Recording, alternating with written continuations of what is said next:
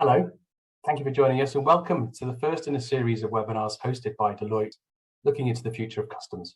I'm Jamie, and in a moment I'm going to pass you over to my colleagues Caroline and Sam. But before I do, we will have some time at the end for any questions that you've got. So please do submit them during the course of the presentation and we can answer them. We can answer as many as we possibly can. Don't worry, if you have submitted a question and we haven't reached it, please don't worry, we will get back to you after the session has ended. So without further ado, I'm now going to pass you over to Caroline and Sam. Thanks, Jamie, and thank you everyone who's joined today. We're hoping this session will go some way to demystifying the world of customs for some of you guys. So if you go to the agenda slide, what we will cover today is what is a customs declaration. So I'm sure you've all heard over the last couple of years in terms of what the requirements are, particularly post-Brexit, but also for any import or export from a wider global perspective. We're going to look at understanding those declarations. So what information is required within those declarations, what's needed and where you might go to get that. The 4 pillars of customs, which is essentially sort of pointing to 4 of the key data points within that declaration. And we're going to talk through some customs declaration software, which may help you to navigate the world of customs going forward and simplify some of those processes that you may now required to be undertaken in this new world. Next slide, please. So what is a customs declaration? So essentially, a customs declaration is a return to HMRC or another government authority, which indicates to them the goods which you are either bringing into that country or jurisdiction or group of countries, or which you are removing from, i.e. exporting from. And it's that declaration that contains some key data, some of which is used to drive duty and tax payments, and other which is used from a statistical point of view for the government to track trading with various countries and the like.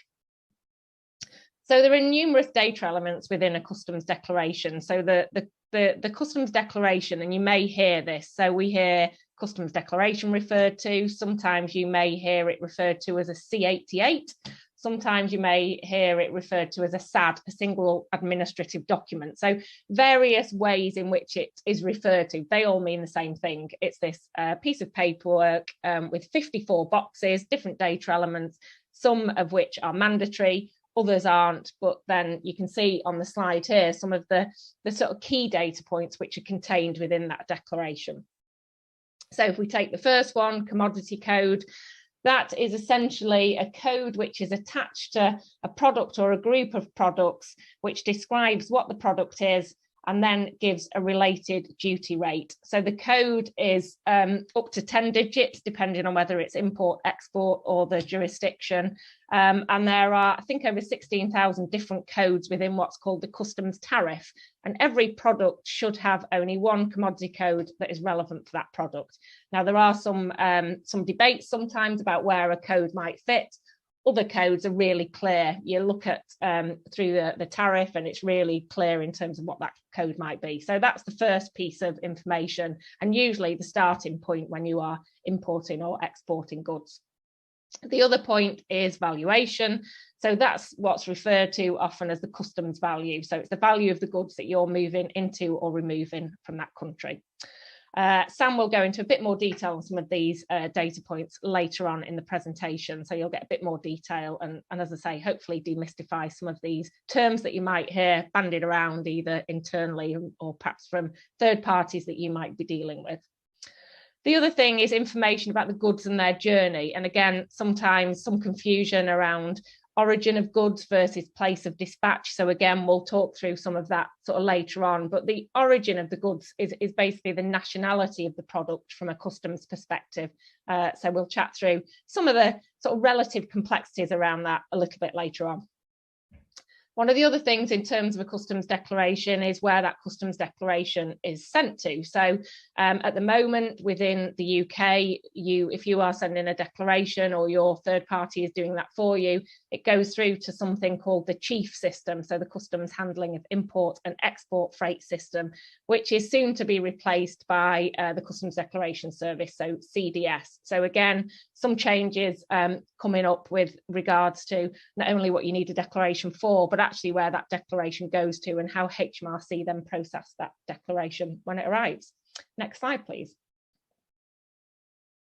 So if you are moving goods that require a declaration, we see sort of two main sort of ways in which to do that. So you can either submit that declaration in-house, so you can have people and a system in place which allows you to make that direct link and send that information to HMRC yourselves as a business, or we see a number of businesses using a third-party agent or intermediary. So sometimes that will be a freight forwarder, sometimes it's referred to as a customs agent or a customs broker, and you will, although you are outsourcing the task to them as the importer of record, which a business would usually be depending on various different elements, you retain the responsibility. So you can outsource the task but not the responsibility. So that's really important to recognise when you are importing and or exporting. So those are the two ways in which we see declarations being submitted to HMRC. In terms of the way in which you do that, again, there are two sort of key ways in which you can make a declaration. So you can do what's called a full declaration at import, which is that full form that I talked about earlier. So all the boxes, it won't necessarily be all 54, but everything needs to be completed. It's a full declaration. And the duty trigger point is at that point, and there are deferment mechanisms, but essentially that's when the import takes place. The other way in which you can do it is using something called CFSP, Customs Freight Simplified Procedures.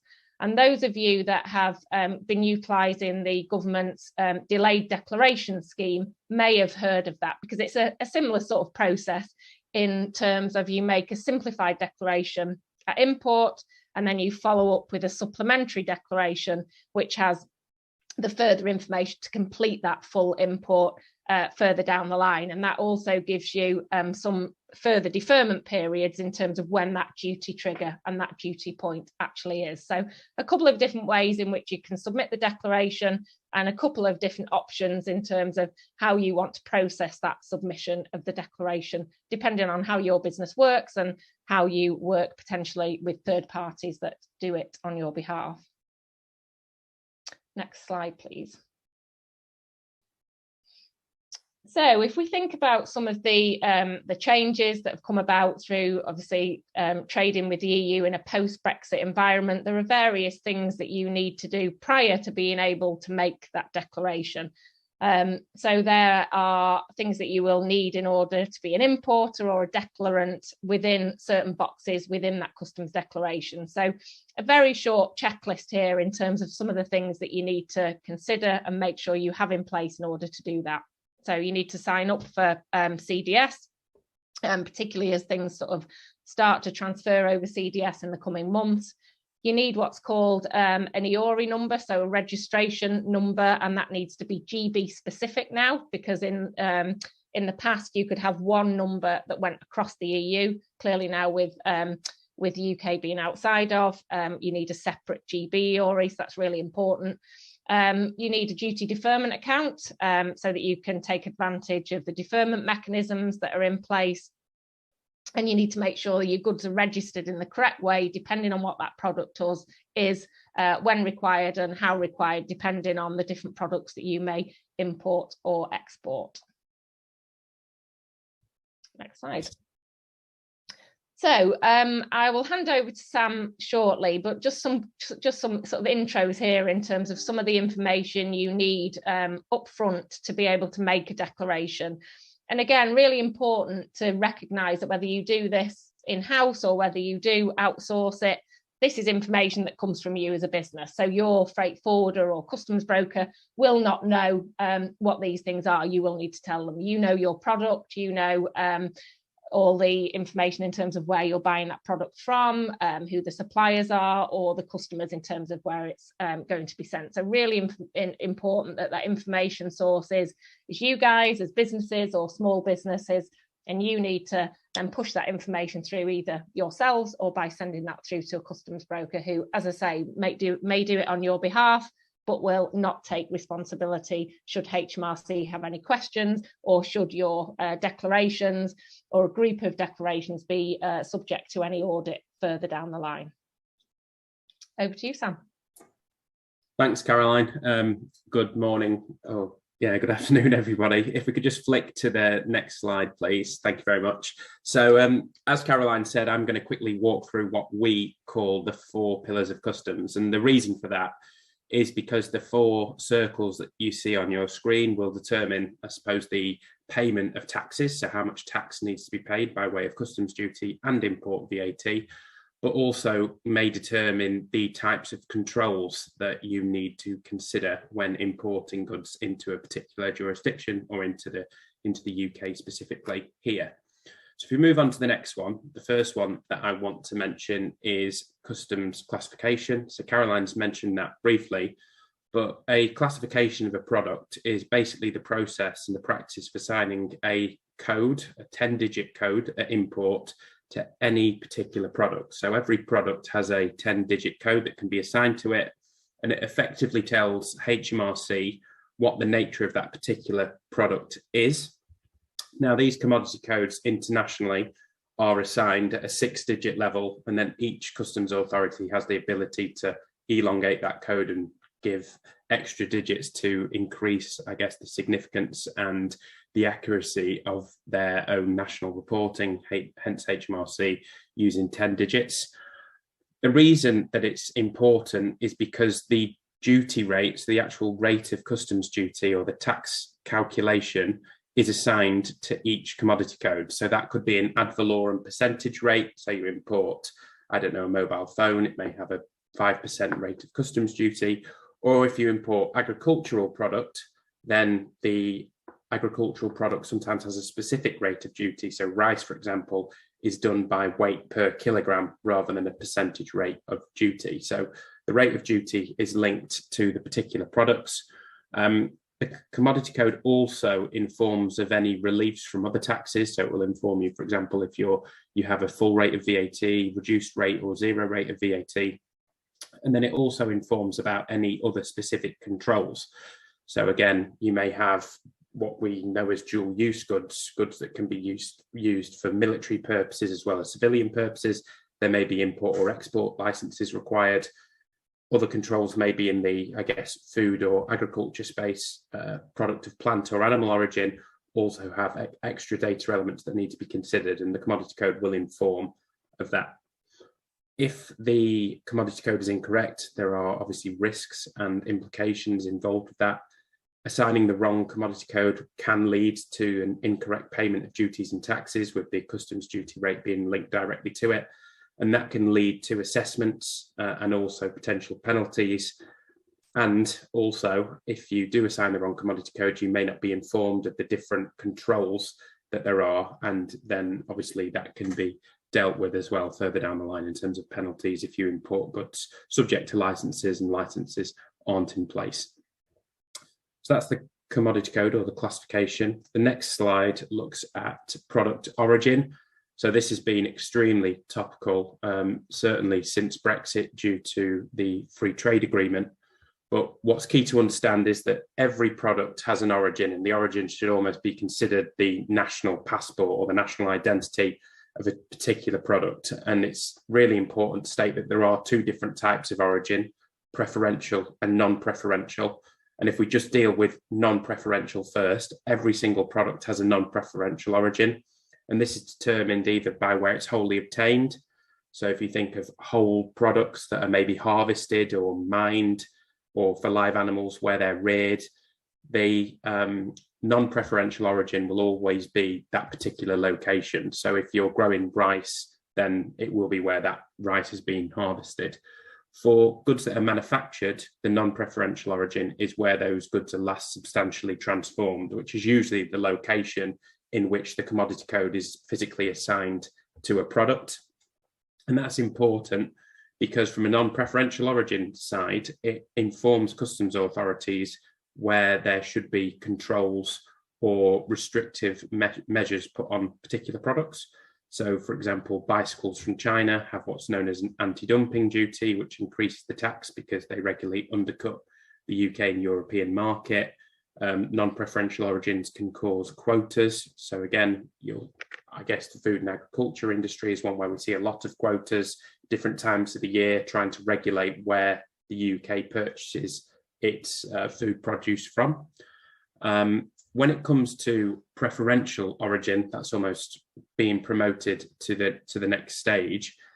Products can also qualify for tariff preference, and this is where free trade agreements come in, and it reduces the potential customs duty calculation down to zero. However, the rules for meeting preferential origin are usually set out in free trade agreements and are more complex than just wholly obtained or last substantial transformation. So when you're importing goods from countries where there are free trade agreements, such as the European Union, countries like India, Bangladesh, it's really important to understand what the specific rules of origin are in order to get your goods at 0%, because it doesn't just mean the goods are actually manufactured in that location. There are other criteria to meet as well. And in terms of risk and implications, very similar to the classification. Obviously, getting your origin wrong or incorrectly claiming preference can lead to an underpayment in customs duty, which is likely to lead to an assessment and a penalty, in the same way that getting the non-preferential origin wrong can lead to, again, an underpayment of customs duty where there are specific controls that are circumvented due to the fact that the wrong origin is listed on the customs declaration. So that's origin, and it's really important. The next one is customs valuation. So this is all around the process of determining what value is assigned to a product. And this is really important because in around 90% of cases where the commodity code requires that the customs valuation, the customs duty calculation is done on a percentage based, the customs value performs the calculation method of that duty rate. And for the other 10% where it's specific duty rate, where it's done by, let's say, weight or the number of litres, then import VAT is still going to be calculated on that valuation method. So you always need to ensure that a customs value is assigned to a product, and that value should reflect the product's quality and actual market value. So if it's an internal movement of goods, or if you're moving your own product, you can't just assign a zero value. It actually has to reflect what the commercial value of that good is that's moving across borders. There are different methods of valuation that you need to consider. In most cases, goods are moved across border on a transaction. So that would usually be the price paid by the buyer in the country of import to the seller. But that isn't always the case. As I mentioned before, you may be moving your own goods across the border, and then you have to consider different valuation methods and apply the correct one. And they're all governed globally by the World Customs Organization, and that's to promote international neutrality and fairness when moving goods across borders, so that different markets don't try and undercut each other. So really important to get that right, because if the valuation is incorrect, again, naturally your payment of customs duty and import VAT may be incorrect. It could be over, it could be under. Where it is an underpayment, it's likely to lead to an assessment, and getting that wrong on multiple occasions can lead to penalties issued by HMRC. And then the last slide that is important to consider is, I guess, the nature of how you import your goods into the United Kingdom. Now, the most common method of doing this is an import into what's known as free circulation, which is where customs duty is paid when you submit the customs declaration and when the goods are entered into the United Kingdom. But there are a suite of what are known as customs special procedures, which are authorizations that businesses can apply for to mitigate the payment of customs duty on entry into the UK. And that can be suspending it, or ultimately, depending on what you eventually do with the product, it can actually result in no customs duty ever being due. So just to quickly run through some examples, one special procedure is known as inward processing, which allows you to bring raw materials in, not pay customs duty on the raw material, process that under customs control, and then dispatch that to free circulation and pay the customs duty on the final product. Another common special procedure is customs warehousing, otherwise known as bonded warehousing, which is where you'll import goods into a specific location authorised by customs. And when the goods are in that warehouse, the tax on those particular products is suspended. And then if you re-export the goods, no customs duty would ever be paid. If you do decide then to release those into the UK economy, then the customs duty is paid at that time. So again, it can suspend the goods for a significant period of time. Like the others, the implications of getting it wrong can be significant. Wrongly declaring goods to an authorization you don't have would be considered an offence that will definitely have an assessment, more than likely have a penalty. And again, any non-declaring where you do have an authorization, if you forget to dispatch the good, if you do dispatch the goods but forget to disclose that to HMRC, again, an overall underpayment of duty can lead to assessments and penalties. Next slide, please. Final one from me, I believe, is just on those key considerations. So quickly whip through them previously with Caroline and just gone into a little bit more detail. But some of the key elements of master data that you need to just make sure that you're aware of, so that when you do make your customs declaration, you can make it in a quick and a compliant manner. It's just the tariff classification of the goods informing HMRC or the customs authority of the nature of what you're bringing in, the customs value reflecting the true commercial quality of that particular product, and the customs origin to ensure that any controls can be applied or any preference can be applied, which may result in no customs duty being paid at all. I think, Caroline, I'm going to hand back to you. Thanks, Sam. So just to finish off, you may remember sort of earlier on in the presentation, I talked about different options that you can use for making customs declarations to HMRC. And two of the different options were the in-house and the outsourcing to a third party. And we've developed some software within Deloitte which specifically looks at that in-house option and looks to sort of simplify and reduce the cost essentially of that option. So quite often, if you do declarations in-house, you would buy a system, a software, and then there would be sort of implementation involved within that. So it can become, in some cases, costly and onerous. So we have developed this software in particular aimed at small and medium-sized businesses who have relatively sort of uncomplex supply chains from an import-export perspective, and it allows you to have direct access to HMRC. The system takes you through in a really simple way, actually, how to make a declaration using some of that information that Sam's talked through, and has direct access through to HMRC in order to allow you to do it. So it limits the need for a third party, reduces the cost, which often is attached to doing things in-house, and as I say, very much around the small and medium-sized market, which we're looking to sort of tap into and support, because we know it's been a really difficult time for some of those businesses to actually know how to make these declarations and work out the best way for you. One of the sort of asides from that, and it's also worth mentioning, is that we do have what we call a Global Trade Bureau, which is a managed service, which we do also for more complex and larger organisations, so where your supply chains are more complex, and particularly where they're linked into some of those regimes and special procedures that Sam talked about. But it'd be great to hear some feedback on, particularly on Customs Clear. So we are urging any of you guys on the call today to do sort of get in touch and sign up for a free trial for Customs Clear. We're really keen to get feedback in terms of how this might help you to navigate some of these challenges that you may have felt or will start to feel as time goes on. Fantastic. Thank you both for making sense of what can be a very complicated process. Right, let's go straight into questions. As I said at the start, if we don't reach you, we will get back to you afterwards. We've got 3 or 4 minutes left. So the first question that's come in is for you both, which is, how are businesses coping with the changes since they were introduced at the start of this month? I'm happy to take a first stab at that. So I think what we've seen across the industry, certainly across different industries, is that there has been a level of pushback, I guess, from HMRC. So businesses that were moving goods into the UK, maybe on the delayed declarations, which is where there wasn't the requirement to submit a customs declaration for 6 months until the goods physically arrived, or where goods were importing product of animal or plant origin.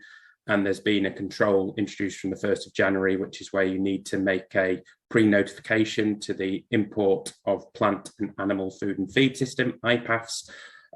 Traders continued, certainly in the first week of January, to not making those notifications. And speaking to somebody from HMRC only a couple of days ago, I was informed that in the first week, products of animal and plant origin had a 30% turn back at the border. So it was quite significant.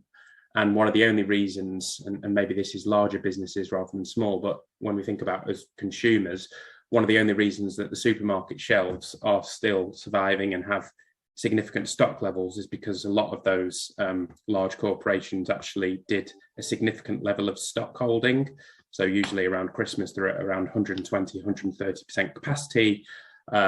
I was told by a couple that this year they went over 150% because they were aware of the new regulations coming in and didn't know how HMRC would handle those at the border. So without that extra stock, I think there'd be significantly less goods crossing the border. So I think there has been a significant impact on traders where those controls have been put in place. Fantastic. Thanks, Sam. Let's try and squeeze one more in. How will I know if my business is eligible to try your customs clear? So I would say sign up. You can sign up using the email address I think that's on there for a free trial, and that's the best way to find out, because the feedback that we get from various businesses, whether you think it's for you or not, is really, really valuable as we develop the sort of technology and the tools sort of going forward as well. So yeah, sign up.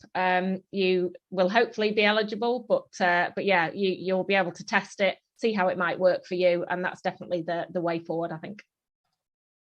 Fantastic. Thank you, Cara. Well, I make that 1 minute to 12:30, and with brutal efficiency. I'd like to say thank you to Caroline and Sam, and also thank you very much indeed for spending your lunchtime with us. Please do get in touch if you'd like to know more, and enjoy the rest of your Wednesday. Thank you.